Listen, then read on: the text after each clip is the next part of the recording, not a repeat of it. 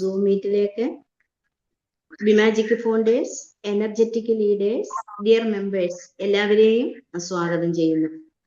ഇന്നത്തെ session album എന്ന ടോപ്പിക്കിനെ സംബന്ധിച്ച് സ്കോളാർസ് ക്രിസ്റ്റ് യൂണിവേഴ്സിറ്റി ട്രെയിനറായ അജിത് ജിജോ സാറാണ് ലീഡ് ചെയ്യുന്നത്. So welcome Ajith sir.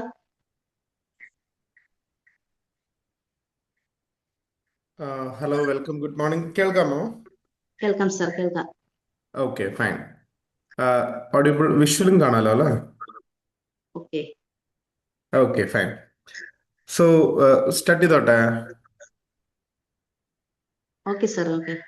Okay, fine fine fine.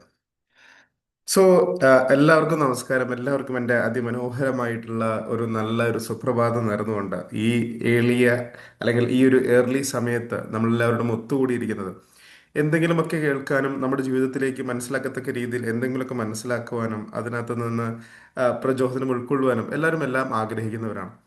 എന്നാൽ ഞാൻ ഇന്ന് പറയാൻ ഉദ്ദേശിക്കുന്ന കാര്യം നമുക്കെല്ലാവർക്കും അറിയുന്നതാണ്. ഞാൻ ഒന്നും പുതിയതായിട്ടോ അല്ലെങ്കിൽ നമുക്കറിയാത്തതായിട്ടോ ഒന്നും ഞാൻ പറയുന്നില്ല. നമുക്കറിയുന്ന സാധനങ്ങൾ തന്നെ. എന്നാൽ നമ്മൾക്കറിയുന്ന സംഭവങ്ങൾ നമ്മൾ പലപ്പോഴും മറന്നു പോവുകയും ആരെങ്കിലുമൊക്കെ നമ്മൾ എപ്പോഴെങ്കിലുമൊക്കെ ഓർമ്മിപ്പിക്കാനുണ്ട് എന്നുണ്ടെങ്കിൽ അത് തിരിച്ച് ഓർമ്മയിലേക്ക് വരാൻ സാധ്യതയുള്ളതുമായിട്ടുള്ള കുറച്ച് കാര്യങ്ങളാണ് ഞാൻ ഇന്ന് പറയാൻ ഉദ്ദേശിക്കുന്നത്. ഒരു കഥയിൽ നിന്ന് ആരംഭിക്കാം. കഥ ഇങ്ങനെയാണ്. ഒരു രവി എന്ന് പറയുന്ന ഒരു മനുഷ്യൻ, ഒരു സാധു മനുഷ്യൻ. ആ മനുഷ്യന് ഒരു പറയത്തക്ക ഫെയിം ഇല്ല. ഒരു 10 പേര് അറിയുമെന്ന് ചോദിച്ചാൽ അറിയത്തില്ല. ഒരു സാധാരണക്കാരൻ, രാവിലെ എഴുന്നേൽക്കുന്നു, അധ്വാനിക്കുന്നു, വൈകുന്നേരം തിരിച്ചു വരുന്നു. അങ്ങനെ ജീവിതത്തിൽ വലിയ എക്സൈറ്റിംഗ് ആയിട്ടൊന്നുമില്ലാത്ത, പറയത്തക്ക രീതിയിൽ വലിയ അച്ചീവ്മെന്റ്സ് ഒന്നുമില്ലാത്ത ആ വ്യക്തി അദ്ദേഹത്തിന്റെ ജീവിതം ഇങ്ങനെ ജീവിച്ച് തീർത്തുകൊണ്ടേ ഇരിക്കുന്നു. ഒരു ദിവസം അദ്ദേഹത്തിന്റെ മകള് അദ്ദേഹത്തിന്റെ പഴയ ഒരു ആൽബം എടുത്തിട്ട് അദ്ദേഹത്തിന്റെ മുന്നിലേക്ക് കൊണ്ടുവരികയാണ്. ആ കുട്ടിക്ക് വളരെ കൗതുകമായി. ആ കുട്ടി വളരെ കൗതുകത്തോടെ അപ്പൻ്റെ മുന്നിൽ വന്നിട്ട്, അപ്പ, അപ്പൻ്റെ ഒരു പഴയ ആൽബം ഞാൻ കണ്ടിട്ടുണ്ട്, ഞാനതൊന്ന് തുറന്നു നോക്കട്ടെ എന്ന് പറയുകയാണ്. കേൾക്കാമല്ലോ അല്ലേ? ഞാൻ കട്ടായിട്ടൊന്നുമില്ലല്ലോ? കേൾക്കാം സാർ. ആ, കേൾക്കാം ഓക്കെ കേൾക്കാം. Okay okay, thank you thank you thank you thank U. വളരെ മനോഹരമായിട്ടുള്ള ആൽബം കൊണ്ടുവന്നിട്ട് അപ്പൻ്റെ അടുത്ത് കൊണ്ടുവന്നിട്ട് ഇങ്ങനെ കാണിക്കുകയാണ്.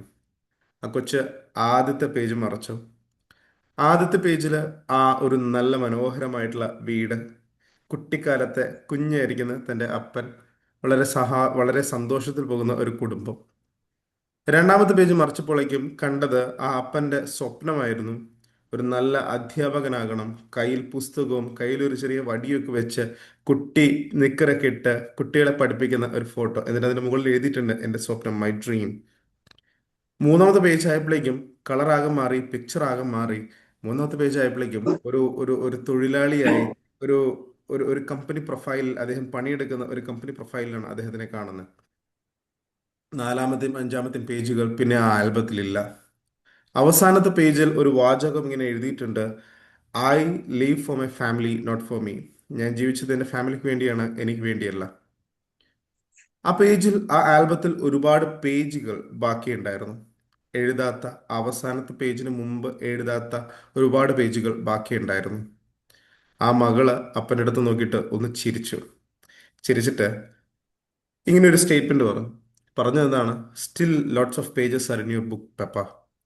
ഇനിയും നിങ്ങളുടെ പുസ്തകത്തിൽ, ഇനിയും നിങ്ങളുടെ ആൽബത്തിൽ ഒരുപാട് പേജുകൾ ബാക്കിയുണ്ട്.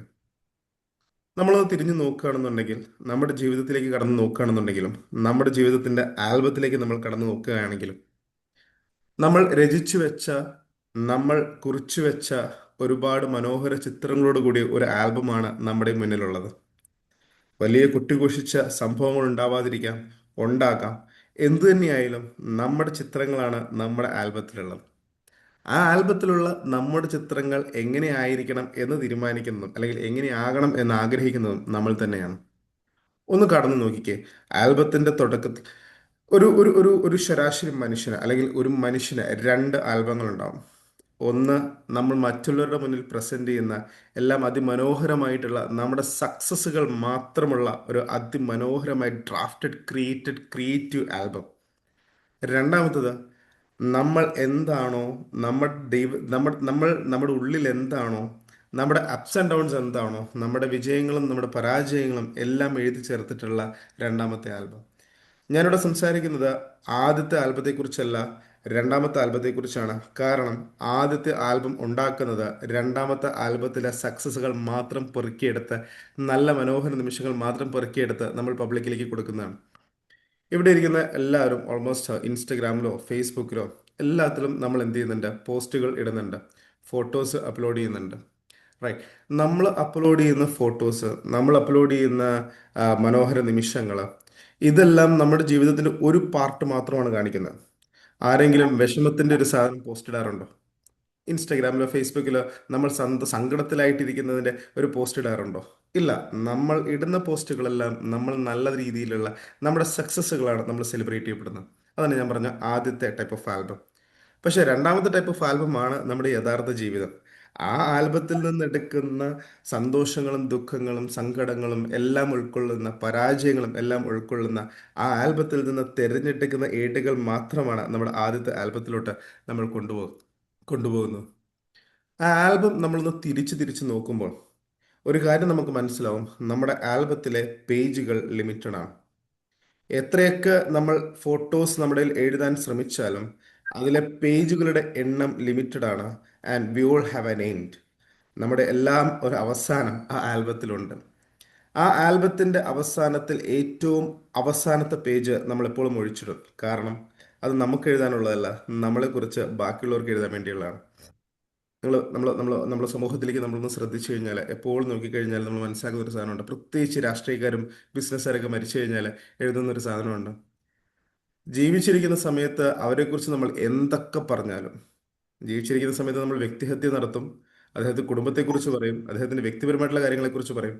പക്ഷെ വൺസ് മരിച്ചു കഴിഞ്ഞാൽ അദ്ദേഹം ചെയ്ത നല്ല കാര്യങ്ങൾ നമ്മൾ സ്മരിക്കും. ബിയോണ്ട് പൊളിറ്റിക്സ്, ബിയോണ്ട് ബിസിനസ്, ആ വ്യക്തി എന്താണ് എന്നുള്ളതിൻ്റെ ഉള്ളറുകളിലേക്ക് നമ്മൾ ചെന്ന് നോക്കും. അവിടെയാണ് ഒരു വ്യക്തിയുടെ സക്സസ് ഇരിക്കുന്നത്. നമ്മൾ നമ്മുടെ അഭിപ്രായത്തിനൊപ്പം നിൽക്കുമ്പോൾ ചിലപ്പോൾ നമുക്കെതിരെ ഒരുപാട് ആൾക്കാർ നിൽക്കുന്നുണ്ടാകാം. എന്നാൽ അറ്റ് ദി എൻഡ്, ആ അവസാനത്തെ പേജിൽ നമ്മൾ എന്ത് അഭിപ്രായത്തിന് വേണ്ടിയാണോ നിലകൊണ്ടത്, അതിനേക്കാട്ടിലും ഒക്കെ അപ്പുറത്ത് നമ്മൾ എന്താണ് എന്ന് തിരിച്ചറിയുന്ന, നമ്മളെക്കാട്ടിലും ഉപരി നമ്മൾ എന്തായിരുന്നു എന്ന് ബാക്കിയുള്ളവർ തിരിച്ചറിയുന്ന ഒരു പർട്ടിക്കുലർ മൊമെന്റ് ഉണ്ട്.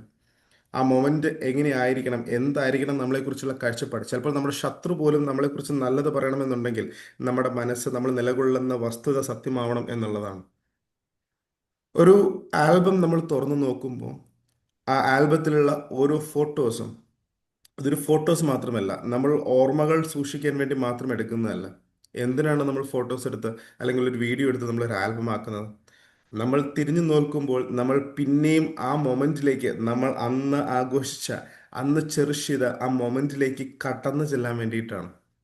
ഒരു ഫോട്ടോ കാണുമ്പോൾ ആ ഫോട്ടോയിൽ നമുക്കൊരു കഥ പറയാനുണ്ട്. ആ ഫോട്ടോയ്ക്ക് നമ്മളോട് പറയാൻ സാധിക്കുന്ന ഒരുപാട് സത്യങ്ങളുണ്ട്. ആ ഫോട്ടോയ്ക്ക് നമ്മളിലേക്ക് ഉണർത്താൻ സാധിക്കുന്ന ഒരുപാട് ചിന്തകളുണ്ട്. ഒന്ന് ആലോചിച്ച് നോക്കുക. നമ്മൾ നമ്മുടെ ആൽബത്തിലെ ഓരോ ഫോട്ടോസ് മറിച്ചുകൊണ്ടിരിക്കുമ്പോഴും നമ്മുടെ കൂടെ നിൽക്കുന്ന ആൾക്കാർ മാറുന്നതായിട്ട് നിങ്ങൾക്ക് കാണാം.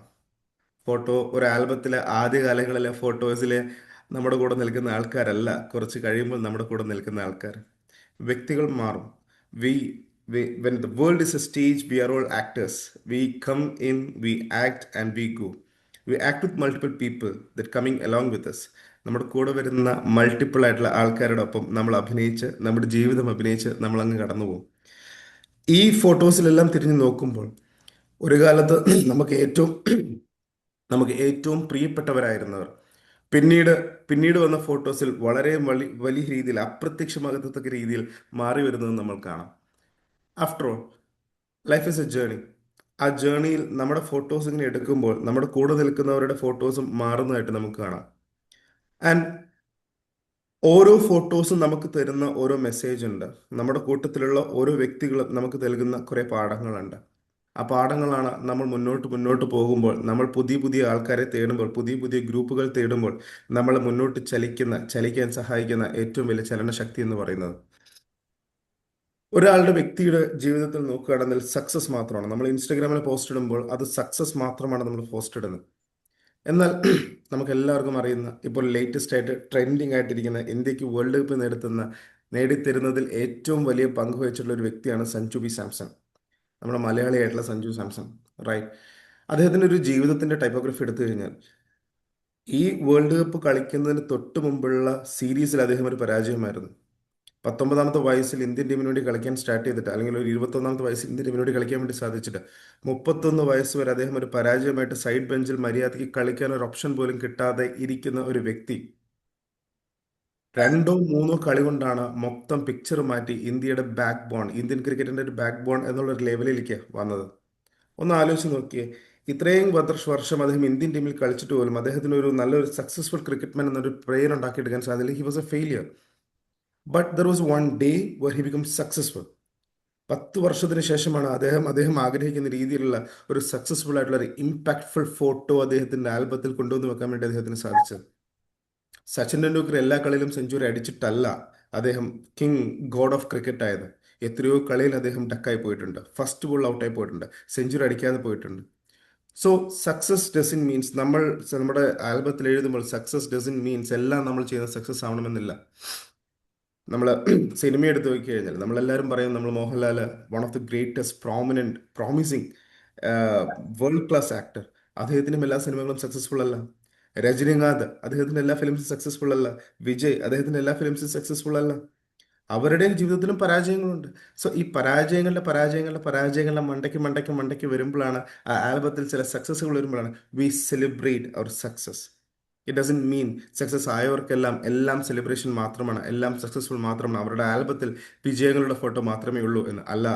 നൂറുകണക്കിന് പരാജയങ്ങളുടെ മുന്നിൽ ഒരു വിജയം വരുമ്പോൾ അത് വലിയ വിജയമായതുകൊണ്ട് നമ്മൾ അവരെ സെലിബ്രേറ്റ് ചെയ്യുന്നു. Same as per us.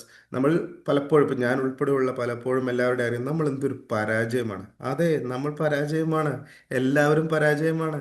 ആ പരാജയത്തിൻ്റെയൊക്കെ അപ്പുറത്ത് വിജയം എന്ന് പറയുന്ന ഒരു സാധനം ചിലപ്പോൾ 10 പരാജയം കഴിഞ്ഞിട്ടായിരിക്കും നമുക്കൊരു വിജയം കിട്ടുന്നത്. പക്ഷേ ആ വിജയം എന്ന് പറയുന്നത് സെലിബ്രേറ്റ് തക്ക രീതിയിലുള്ള വിജയമാണെന്നുണ്ടെങ്കിൽ ആ 10 പരാജയവും ആൾക്കാർ മറക്കും. ആ 10 പേജുകളും നമ്മൾ സ്കിപ്പ് ചെയ്യും. നമ്മുടെ ആൽബത്തിലെ 10 പേജുകൾ കടന്നുപോയി ആ 11ാമത്തെ പേജിൽ വിജയത്തിന്റെ ആ പേജിലേക്ക് നമ്മൾ സ്റ്റക്ക് ഓൺ ആയിട്ട് നിൽക്കും. And that's A powerful power of success.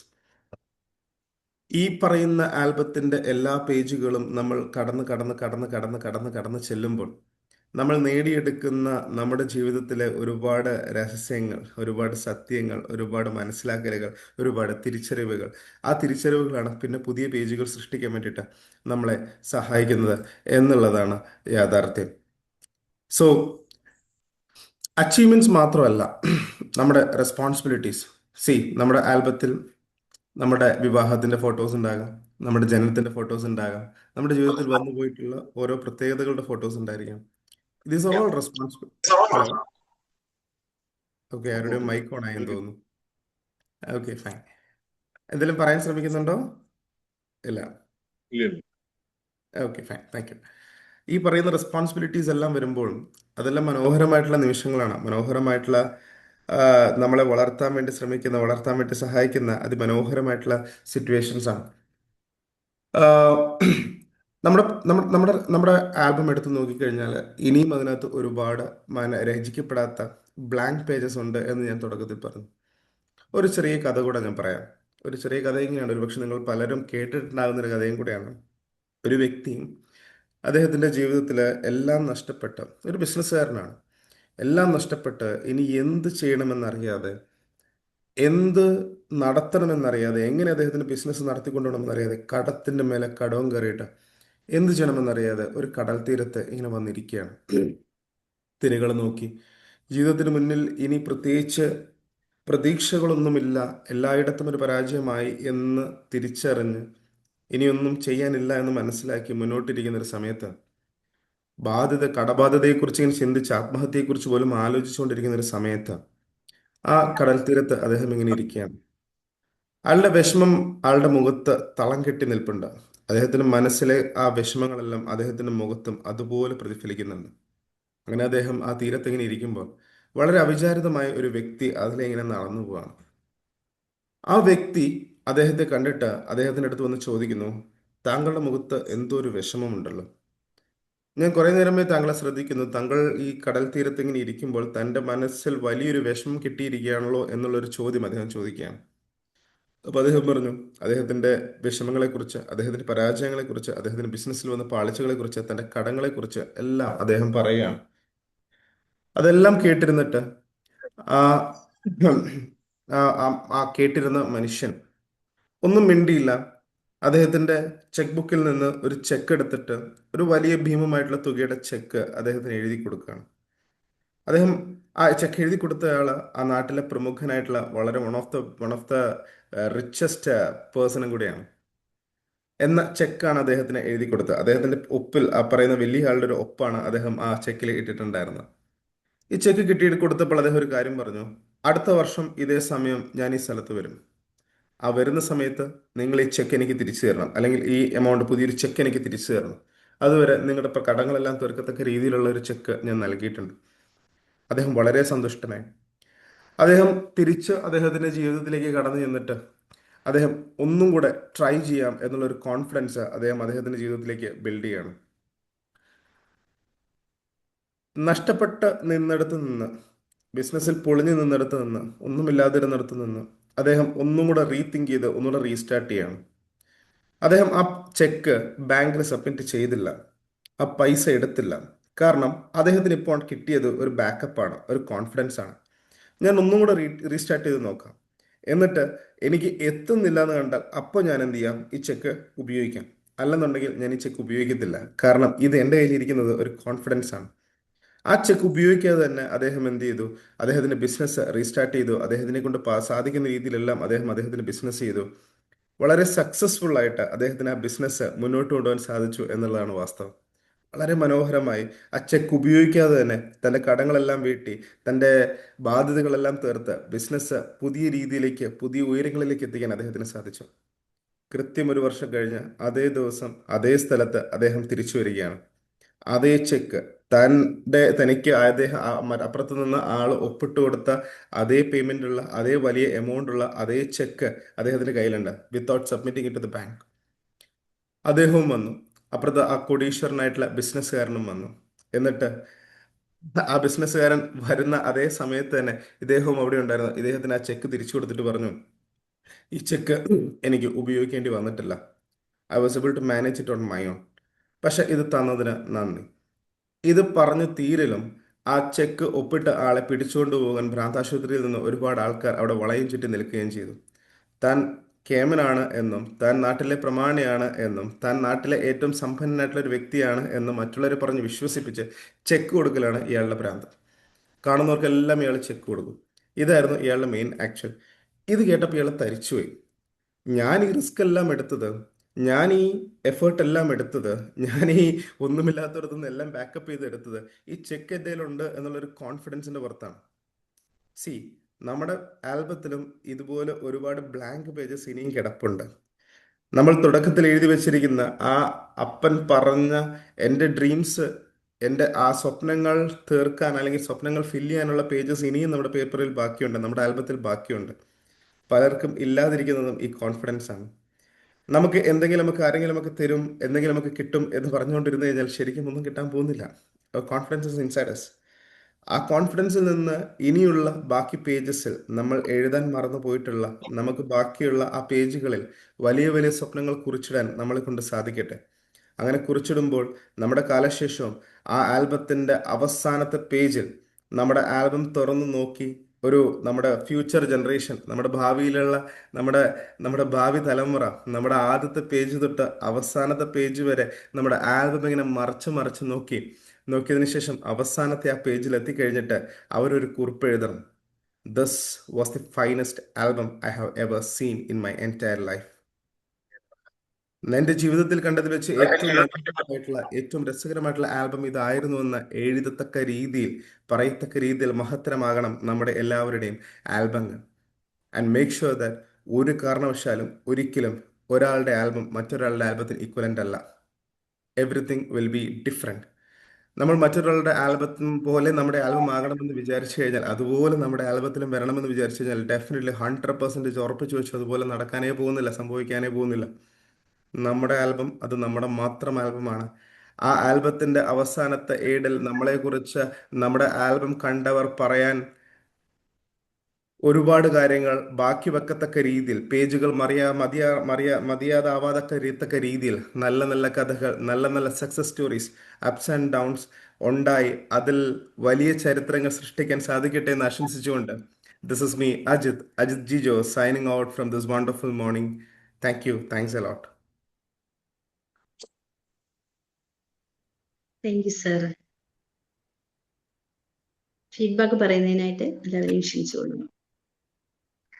Feedback പറഞ്ഞോളൂ.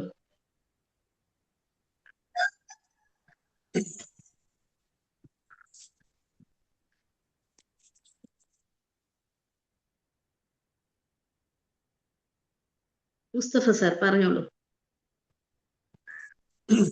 മാജിക് മോർണിംഗ് നല്ലൊരു ടോപ്പിക്കായിരുന്നു സാർ എടുത്തത്. കാരണം നമ്മുടെ ജീവിതത്തിൽ നമ്മൾ തോന്നുന്നത് നമ്മൾ പരാജയപ്പെടുമ്പോൾ വീണ്ടും അത് നമ്മളിലേക്ക് ഒരുപാട് പ്രതീക്ഷകളുണ്ട്, നമ്മൾ മുന്നോട്ട് പോവാം എന്നുള്ളൊരു ക്ലാസ് ആയിരുന്നു സാർ എടുത്തത്. നല്ലൊരു ടോപ്പിക്കായിരുന്നു. Thank you. Thank you sir. Thank you. Thank U.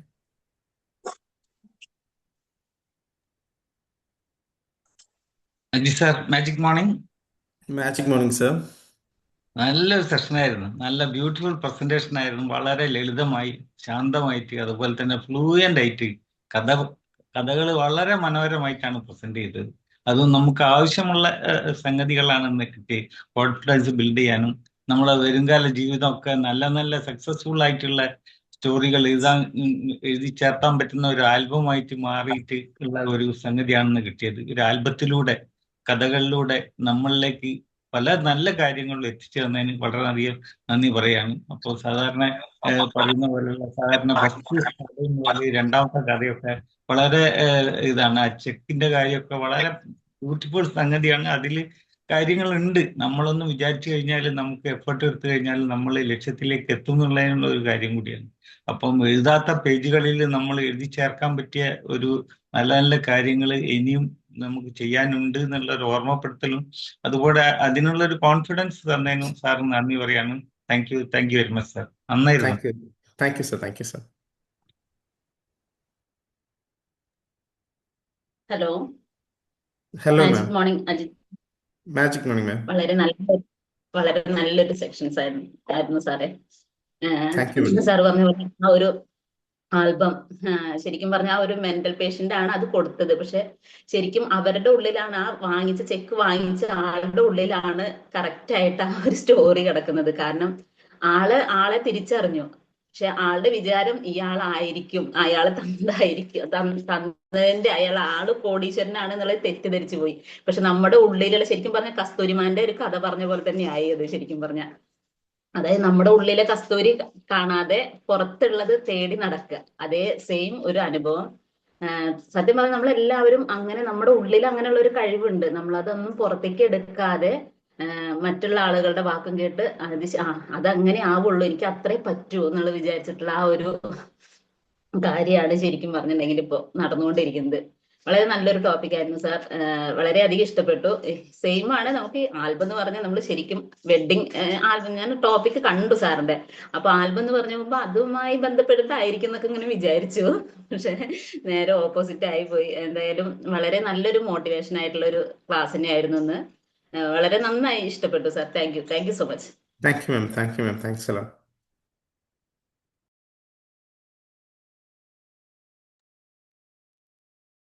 Hello Ajith sir, നമസ്കാരം. നമസ്കാരം മാം. ഓക്കെ, ആൽബം ഒന്ന് കണ്ടിരുന്നു. അപ്പം പിന്നെ കൂടുതലൊന്നും ചിന്തിക്കാൻ പോയില്ല.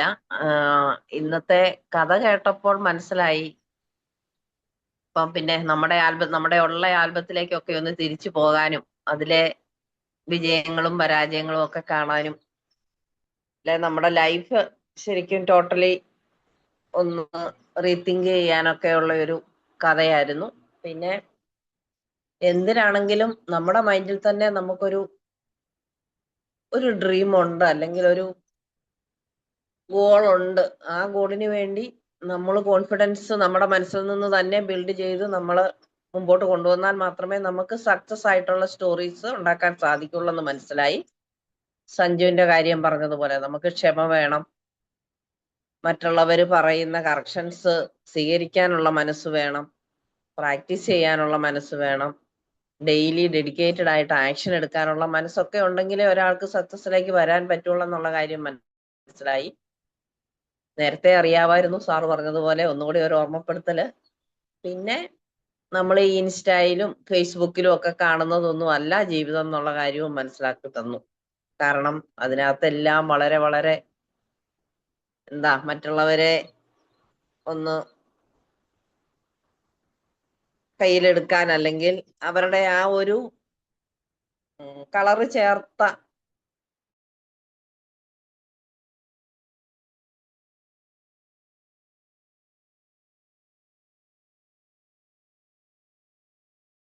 ഒരു ജീവിതമാണ് കാണിക്കുന്നത്. അല്ലാതെ അവരുടെ പച്ചയായ ജീവിതമൊന്നും അല്ല ഈ നമുക്ക് മനസ്സിലാക്കാൻ സാധിക്കുന്നുണ്ട്. അപ്പൊ തീർച്ചയായിട്ടും നമ്മുടെ ഒരു മൈൻഡ് ബ്ലോയിങ് സെഷൻ ആയിരുന്നു. കുറച്ചുകൂടെ മനസ്സിനെ നമ്മൾ എങ്ങനെ ആയിരിക്കണം എന്നുള്ളത് ഓർമ്മപ്പെടുത്തലും ഒക്കെ കൂടെ ചേർന്ന 2 കഥയായിരുന്നു. കഥ ഏതായാലും ഇഷ്ടപ്പെട്ടു. നല്ലൊരു ഫ്ലോ ഉണ്ടായിരുന്നു. നല്ല സൂപ്പർ ആയിട്ട് പ്രസന്റ് ചെയ്തു. Thank you sir. Thank you ma'am, thank you, thanks a ലോട്ട്.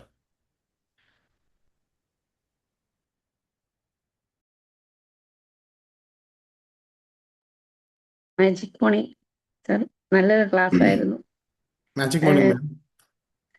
പിന്നെ ഒരു നല്ല ചിന്തയ്ക്ക് മാറുന്ന വിധത്തിലുള്ള ഒരു ടോപ്പിക്കായിരുന്നു തന്നത്.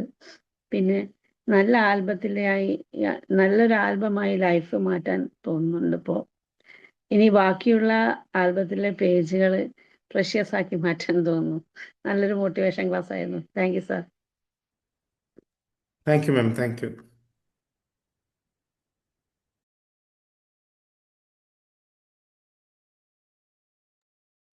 മാജിക് മോർണിംഗ് സാർ, നല്ലൊരു സെക്ഷനായിരുന്നു സാർ. നല്ലൊരു കഥ പറയുന്ന രീതിയിലായിരുന്നു ക്ലാസ് എടുത്തത്, സെക്ഷൻ എടുത്തത്. നമ്മളെ തന്നെ ഒന്നുകൂടി ഒന്ന് ചേഞ്ച് ചെയ്യാനും നമ്മളെ തന്നെ ഒന്നുകൂടി നന്നായിട്ടൊന്ന് മാറ്റുവാനും ഒക്കെ ഉതകുന്ന ഒരു നല്ലൊരു സെക്ഷനായിരുന്നു. ഇനിയും സാർ വരണം. Thank you sir, thank you very much. Thank you ma'am, thank you ma'am.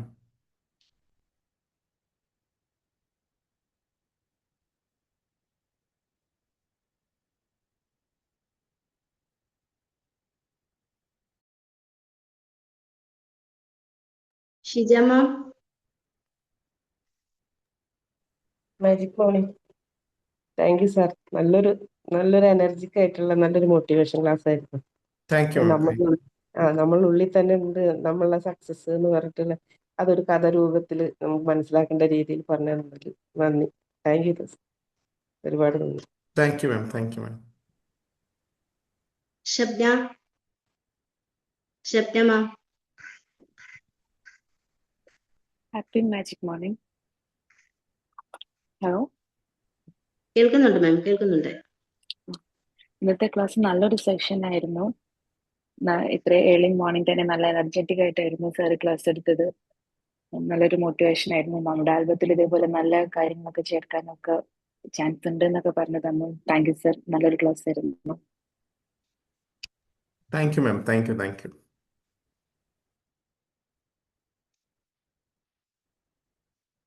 Vinson sir.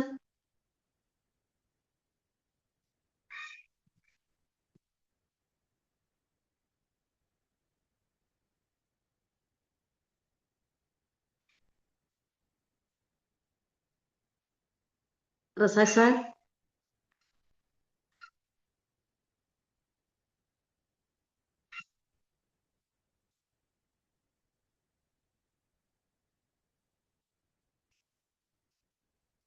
Hello.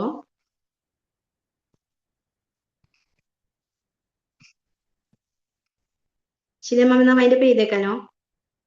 Shila ma'am. Okay, ചെയ്യാം. Okay okay okay okay sir. ആദ്യമായി പറഞ്ഞിട്ട് നല്ലൊരു ക്ലാസ് ആയിരുന്നു സാർ. Thank U. നല്ല പ്രസന്റേഷൻ ആയിരുന്നു. Thank you ma'am, thank U. ഒരു album നമ്മൾ നോക്കുമ്പോൾ ഒരു ചിത്രം മാത്രമല്ല നമ്മൾ നോക്കുന്നത്, മറിച്ച് ആ നിമിഷത്തിന്റെ വികാരങ്ങൾ വീണ്ടും അനുഭവിക്കുകയും അനുഭവം നമ്മളെ നല്ല ഓർമ്മകളിലേക്ക് കൊണ്ടുപോവുകയും ചെയ്യുന്നു. അതായത് ആ ഫോട്ടോയ്ക്ക് നമ്മളോട് ഒരുപാട് കഥകൾ പറയാനുണ്ടാകും. നമ്മുടെ മനസ്സിൽ 2 ആൽബങ്ങൾ ഉണ്ടാകും. ഒന്ന് മറ്റുള്ളവരുടെ മുന്നിൽ പ്രസന്റ് ചെയ്യുന്നത്, അതായത് നമ്മുടെ സക്സസിന്റെ. 2 സന്തോഷങ്ങളും ദുഃഖങ്ങളും പരാജയങ്ങളും ഉൾക്കൊള്ളുന്ന രണ്ടാമത്തെ ആൽബം. നമ്മുടെ ലൈഫുമായിട്ട് അത് കമ്പയർ ചെയ്യുകയാണെങ്കിൽ നമ്മൾ ചെയ്യുന്നതെല്ലാം സക്സസ് ആകണം എന്നില്ല. ഒരുപാട് പരാജയങ്ങൾ കഴിഞ്ഞിട്ട് കിട്ടുന്ന വിജയത്തിന് നല്ല മൂല്യമുണ്ടാകും. നമ്മുടെ സ്വപ്നങ്ങൾ ഫില്ല് ചെയ്യാനുള്ള പേജുകൾ ഇനിയും ഉണ്ടാകും ആൽബത്തിൽ ഒരുപാട്. ഇനിയും നല്ല നല്ല കാര്യങ്ങൾ നമുക്ക് ചെയ്യാനുണ്ട് എന്നുള്ള ഒരു നല്ല മെസ്സേജും കൂടിയാണ് ഈ സെഷനിലൂടെ അജിത് സാർ നമുക്ക് നൽകിയത്. അജിത് സാറിനെ നന്ദി രേഖപ്പെടുത്തുന്നതിനോടൊപ്പം പങ്കെടുത്ത എല്ലാ അംഗങ്ങൾക്കും നന്ദി രേഖപ്പെടുത്തിക്കൊണ്ട് ഈ സെഷൻ വൈൻഡപ്പ് ചെയ്യുന്നു. Thank you Ajith sir. Thank you all.